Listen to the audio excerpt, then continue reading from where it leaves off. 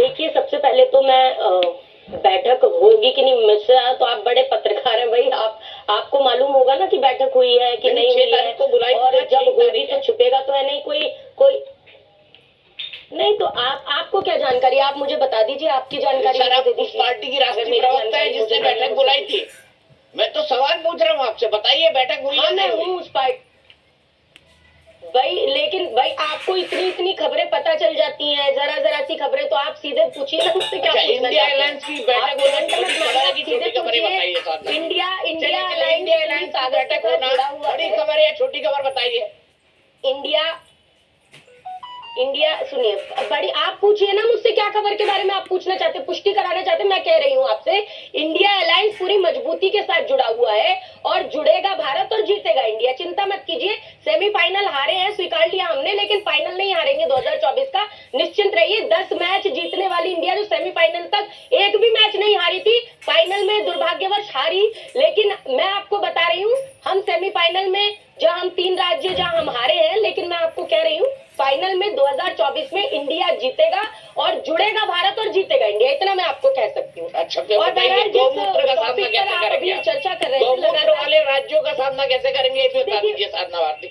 आप तो काफी मतलब देखिए, सबसे पहले कथा भी करती रही हैं जी। देखिए, सबसे पहले तो मैं स्वयं एक चीज मानती हूँ, क्योंकि मैं उत्तर प्रदेश से, एटा से मेरे पिताजी आते हैं, जन्मभूमि कर्मभूमि है। मैं स्वयं मध्य प्रदेश की निवासी हूँ, दिल्ली मेरा जन्म स्थान है। फिर भी मैं तो पूरे देश को ही नहीं, पूरे जो विश्व है उसे धरती मानती हूँ, क्योंकि हमारे सनातन की सभ्यता, संस्कार और संस्कृति कहती है, मूल मंत्र है कि अयम निज परोवेति गणना लघु चेतसाम उदार चरिता नाम तु वसुधैव कुटुंबकम।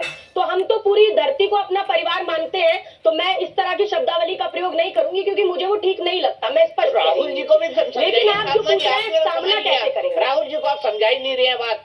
देखिए, सनातन क्या है? जी, राहुल जी भली बात ही समझे हुए हैं, क्योंकि राहुल गांधी जी की पार्टी की विचारधारा, परम आदरणीय दीपक जी, गांधीवादी विचारधारा, और देश में आप भी जानते हैं शुरुआत से दो विचारधारा है, एक गांधीवादी विचारधारा, एक नहीं। मुझे बोलने तो दीजिए ना, सुनिए ना, वो कहते हैं हिंदू मैं आ जाती हूँ, हिंदुत्व बोको हराम और मैं उससे आ जाती हूँ। मैं अब आप मुझसे सवाल पूछ रहे, जवाब ले लीजिए, फिर आप बोल लीजिएगा। मैं इस चीज के लिए पूरी मैं आपसे कह रही हूँ, गांधीवादी विचारधारा है, गौडसेवादी विचारधारा। सीधा सवाल नहीं, मुझे सुन तो लीजिए। मुझे गांधीवादी विचारधारा है, गौडसेवादी। गांधीवादी जोड़ने की बात करते हैं, राम राज्य स्थापित करना चाहते हैं, और वो तोड़ने की बात नहीं करते, तोड़ने की बात करते हैं गौडसेवादी, जिसके साथ भाजपा खड़ी है, जो रावण राज्य लाना चाहते हैं। तो भाजपा जरूर करे, सनातन पक्ष की बात जरूर करे, लेकिन पहले इस बात का जवाब दे दे कि क्या आदरणीय प्रेम शुक्ला जी आज यहाँ से माफी मांगेंगे नरेश अग्रवाल जी के लिए, जिनको इन्होंने राज्यसभा भेजा था, जिन्होंने राम की तुलना, रम से, सीता माता की तुलना शराब से की थी? क्या संजय निषाद जी से गठबंधन तोड़ ही देंगे, कर देंगे बर्खास्त अपने उत्तर प्रदेश के मंत्रिमंडल से? क्योंकि संजय निषाद जी ने माता कौशल्या के सतीत्व पर प्रश्न उठाते हुए कहा था कि भगवान राम जी तो दशरथ के पुत्र ही नहीं है। क्या प्रेम शुक्ला जी मानते हैं कि भगवान राम जी दशरथ के पुत्र नहीं है? अगर नहीं मानते तो क्यों नहीं बर्खास्त करते? दूसरी बात, महेश शर्मा जी के लिए माफी मांगेगी, जिन्होंने माता सीता का अस्तित्व संसद में नकारने का काम किया था? क्या कहेंगे किरण रिजिजू पे, क्या माफी मांगेंगे? उन्होंने कहा था भाई मैं खाता हूँ गोमांस, रोक सको तो रोक लो। मनोहर पर्रिकर जी ने कहा था कि भाई मैं गोवा में बीफ की कमी नहीं होने दूंगा,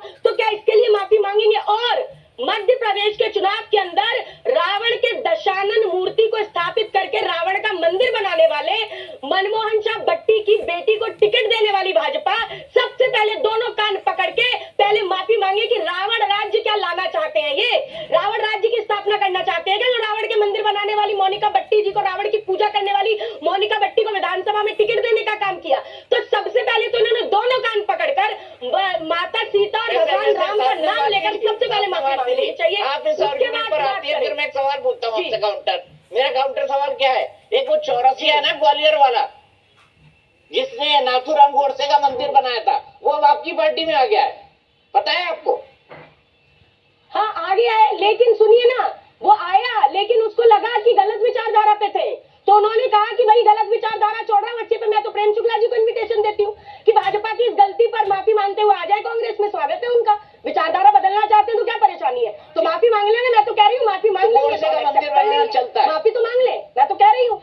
मतलब गोडसे का मंदिर बनाना चल जाता है, गोडसे का मंदिर बनाना भी नहीं चलता, रावण का मंदिर बनाना भी नहीं चलता, तोड़ना भी नहीं चलता, छाटना भी नहीं चलता, बांटना भी नहीं चलता। सर्वधर्म संभाव चला है और देश सर्वधर्म संभाव बीजेपी की बड़ी अम्मा आरएसएस के अरमान से नहीं, ये समझ लीजिए आप। ठीक है, प्रेम शुक्ला जी आपका जवाब।